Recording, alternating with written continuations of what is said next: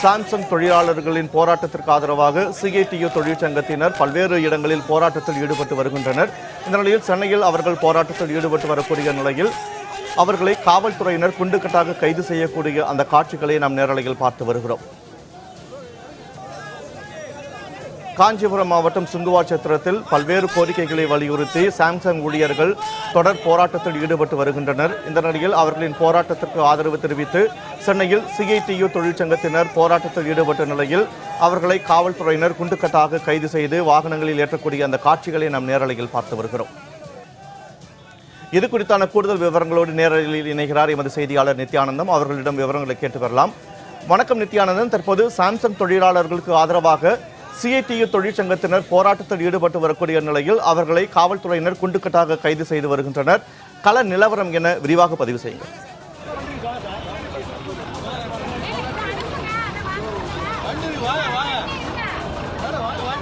நிச்சயமாக சாம்சங் தொழிலாளர்கள் சுமார் 15 நாட்களுக்கு மேலாக தொழிற்சங்கங்கள் அமைப்பதற்காக உரிமை கோரி தமிழக அரசிடம் மனு தாக்கல் செய்திருக்கிறார்கள். ஆனால் இதுவரை தமிழக அரசு அதை கண்டுகொள்ளவில்லை.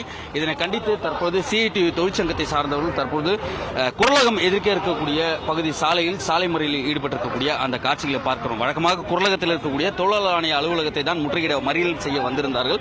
ஆனால் சாலை மறியலாக இந்த போராட்டம் என்பது வடிவம் மாறி இருக்கிறது. அது மட்டுமல்லாமல் தொடர்ச்சியாக 10 நாட்கள் 15 நாட்களுக்கு மேலாக போராடக்கூடிய அந்த சாம்சங் ஊழியர்களை இன்னமும் அழைத்து முறையாக பேசப்படவில்லை. அதேபோன்று சாம்சங் இந்தியா தொழிலாளர்கள் சங்கத்தை அங்கீகரிக்க வேண்டும் என்று தொடர்ச்சியாக கேட்டு வருகிறார்கள் அந்த தொழிலாளர்கள். ஆனால் இன்னவரை தமிழக அரசு இதுவரை அதை அங்கீகரிக்கவில்லை. வழக்கமாக ஒரு சங்கத்தை பதிவு செய்ய மனு தாக்கல் செய்யும் பொழுது உடனடியாக அந்த சங்கத்தை பதிவு செய்து கொடுப்பது வழக்கம். ஆனால் இந்த சங்கத்தை மட்டும் பதிவு செய்ய தொடர்ச்சியாக திமுக அரசு மறுத்து வருகிறது. அதனை கண்டித்துதான் தொழிலாளர்கள் ஆணையர் அலுவலகத்தை முற்றுகையிட வந்திருந்தார்கள். ஆனால் அந்த முற்றுகை போராட்டத்திற்கு முன்பாக காவல்துறையினர் குண்டுக்கட்டாக அவர்களை கைது செய்ய முயற்சித்ததன் காரணமாக சாலை மறியல் போராட்டமாக அது வடிவம் மாறியது. தொடர்ச்சியாக அந்த போராட்டத்தில் ஈடுபட்ட சிஐடியினரை கைது செய்து அழைத்து செல்லக்கூடிய காட்சி குரலகம் எதிர்க்க இருக்கக்கூடிய அந்த சாலை போடாமல் தற்போது அந்த போராட்டம் என்பது நடைபெற்றுக் கொண்டிருக்கக்கூடிய அந்த காட்சிகளை பார்க்கிறோம். சுமார் 400-500 பேர் இந்த போராட்டத்தில் கலந்து கொண்டிருப்பார்கள். அனைவருமே காவல்துறையினர் கைது செய்திருக்கக்கூடிய அந்த காட்சிகளை நம்மால் பார்க்க முடிகிறது. மிக முக்கியமாக கூற வேண்டும் என்றால் இந்தியாவில் வந்து ஒரு தொழிற்சாலை ஒரு நிறுவனத்தை துவங்கும் பொழுது இந்திய சட்டங்களுக்கு உட்பட்டு தான் நடைபெற வேண்டும். ஆனால் இந்திய சட்டங்கள் விதிகளுக்கு முரணாக சாம்சங் தொழிற்சாலை ஈடுபட்டு வருகிறது என்பதுதான் மிக முக்கியமான காரணமாக இருக்கிறது. இந்திய விதிகளுக்கும் இந்திய சட்டங்களுக்கும் புறம்பாக செயல்படக்கூடாது என்பதுதான் மிக முக்கியமான வாதமா இருக்கு. நம்மிடையே பேசுவதற்காக சிஐடியுடைய தலைவர் இருக்கிறார், கேட்கலாம். இந்த போராட்டத்துடைய மிக முக்கியமான சாராம்சமும் எத்தனை நாட்கள் ஆகிறது பதிவு செய்ய சங்கத்தை கொடுத்து ஏன் இன்னும் பதிவு செய்யாமல் இருக்கிறார் திமுக அரசு? எத்தனை நாட்களுக்கு முன்பாக பதிவு செய்வதற்காக சங்கத்தை கொடுத்திருந்தீங்க, ஏன் இன்னமும் இந்த தாமதம் நீடிக்குது? அதாவது கடந்த ஜூன் மாதம் சங்கம் அமைக்கப்பட்டது. சங்கம் அமைக்கப்பட்டவுடன் பதிவு செய்வதற்கு நாங்கள் விண்ணப்பித்து விட்டோம். 100 நாட்களுக்கு மேல் ஆகிவிட்டது. இன்னும் பதிவு அவர்கள் செய்யாமல் தாமதப்படுத்துகிறார்கள். அரசாங்கம் நிர்வாகத்திற்கு ஆதரவாக, நிர்வாகத்திற்கு துணையாக இந்த பதிவு செய்யாமல் இருக்கிற அநீதியை, அக்கிரமத்தை செய்து கொண்டிருக்கிறது. இதைத்தான் நாங்கள் ஆட்சேபிக்கிறோம். 1. 2, சங்கம் என்பது அங்கு ஒன்றுதான் இருக்கிறது. 85% தொழிலாளிகள் வேலைநிறுத்தத்தின் மூலமே தங்களுடைய பெரும்பான்மையை நிரூபித்து விட்டார்கள். ஆகவே அங்கே எங்களை அங்கீகரிப்பதை தவிர, எங்களை ஏற்பதை தவிர வேறு வழி இல்லை. ஆனால் நிர்வாகம் மறுக்கிற நிர்வாகத்தை நடவடிக்கை எடுத்து அல்லது அவர்களுக்கு அழுத்தம் கொடுத்து பேச வேண்டும். இல்லாவிட்டால் தொழில் அமைதி கெடும் என்று சொல்ல வேண்டிய அரசாங்கம் அவர்களுக்கு துணையாக நிற்கிறது. காவல்துறை அவர்களுக்கு துணையாக ஏவலாளாக நிற்கிறது என்பதுதான் இப்போது இருக்கிற துயரம், இப்போது இருக்கிற கடுமையான விஷயம். இந்தியாவில் தொழில் செய்யும் பொழுது இந்திய விதிகளுக்கு உட்பட்டு தான் ஒரு பன்னாட்டு நிறுவனம் செயல்படணும். அப்படி இருக்கும் பட்சத்தில் ஏன் இந்த பதிவு செய்வதில் தாமதம் ஏற்படுது? அதாவது பதிவு செய்வதில் தாமதம் ஏற்படுவது என்பது அரசு செய்வது. நிர்வாகம், தொழிற்சாலை நிர்வாகம் சங்கத்தை ஏற்க முடியாது. சங்கத்தை பதிவு செய்தாலும் கூட என்ன செய்தாலும் அவர்களோடு பேச மாட்டேன் என்று சொல்வதும் சட்டத்தை மறுப்பதாகும். சட்டத்தை மதிக்காதவன் டெரரிஸ்ட் என்று, தீவிரவாதி என்று அழைக்கப்படுகிறார்கள். இந்த சட்டத்தை மதிக்காத சாம்சங்கை தீவிரவாத அமைப்பு என்றுதான் அறிவிக்க வேண்டும். அதாவது தொழிலுறவு தீவிரவாதி, இண்டஸ்ட்ரியல் தீவிரவாதிகள் அவர்கள் அதை செய்து கொண்டிருக்கிறார்கள். அவர்களுக்கு அரசு சப்போர்ட்டாக இருப்பது என்பது மிக மிக கேவலமானது. தமிழக அரசுக்கு அடுத்த கட்டமாக என்ன சொல்ல விரும்புறீங்க தொழிற்சங்க தலைவராக இருந்து? இந்த போக்கு மிக மிக தவறான போக்கு. இந்த மண்ணில் பிறந்திருக்கிற, இந்த மண்ணில் வேலை செய்கிற இந்த தொழிலாளிகளுக்கு இந்த மண்ணின் சட்டத்தை அமுல்படுத்த, இந்த மண்ணின் சட்டத்தை அந்த தொழிலாளிகள் அனுபவிக்க தடையாக இருப்பதை நீங்கள் அனுமதிப்பது மிக மிக தவறான போக்கு. இது எந்த வகையிலும் ஏற்க முடியாது.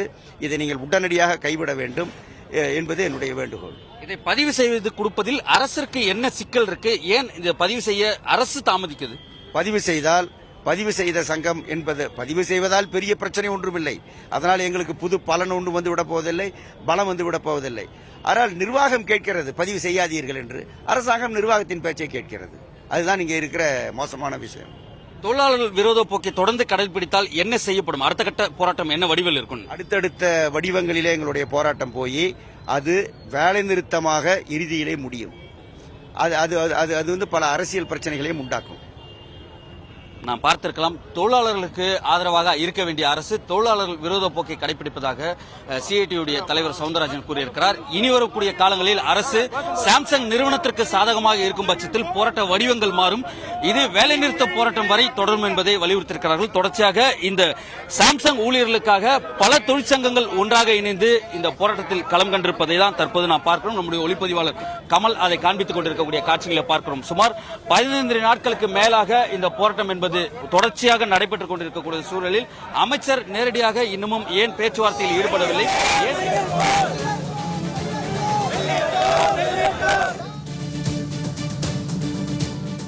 கள நிலவரங்களை வழங்கியமைக்கு நன்றி நித்யானந்தன்.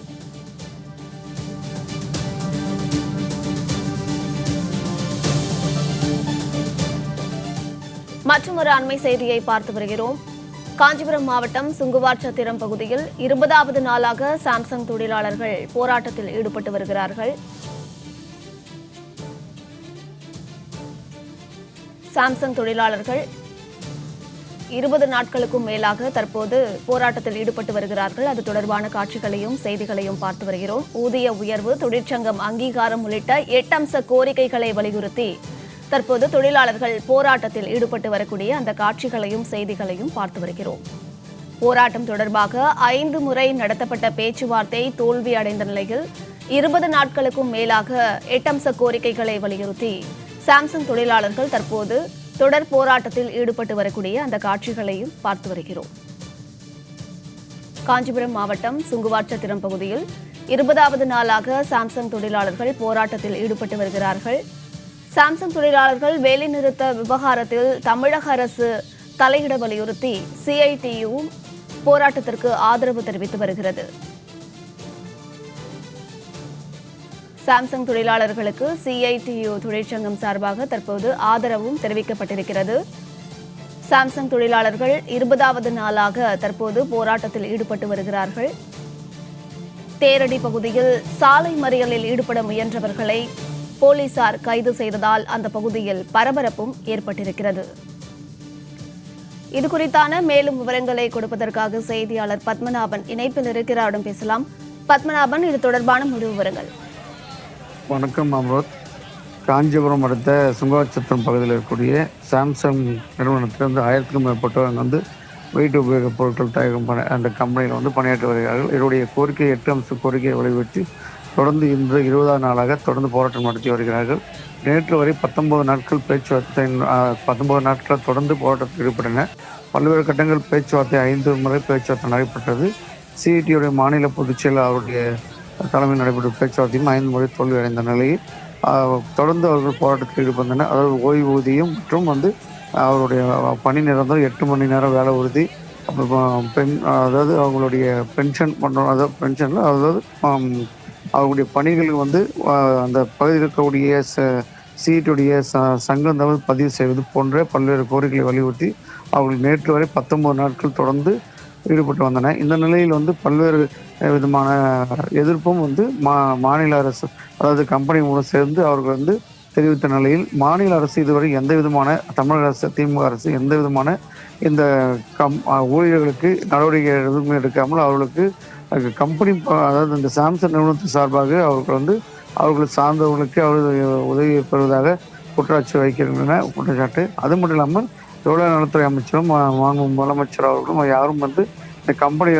ஊழியர்கள் தொடர்ந்து 20 நாட்களாக போராடி வர நிலையில் அவர்களுக்காக எந்த விதமான ஒரு பேச்சுவார்த்தையும் இதுவரை ஈடுபட என்று அவருடைய குற்றச்சாட்டாக இருக்கிறது. தொடர்ந்து இன்று 20 நாளாக எட்டிய நிலையில் நேற்று அவர்கள் வந்து மாநிலம் முழுவதும் இன்று வந்து மறியல் போராட்டம் சிஐடி சார்பில் நடைபெறும் என்று அறிவித்த நிலையில் இன்று காஞ்சிபுரத்தில் தேடி வீதி பகுதியில் வந்து மறியலில் ஈடுபட்ட 100 மேற்பட்டவர்களை தற்போது கைது செய்து அவர்களை தனியார் திருமண மடத்தில் வைக்கப்பட்டனர். இதனால் அந்த பகுதியில் சிறிது நேரம் பரபரப்பு ஏற்பட்டது. அனுமதி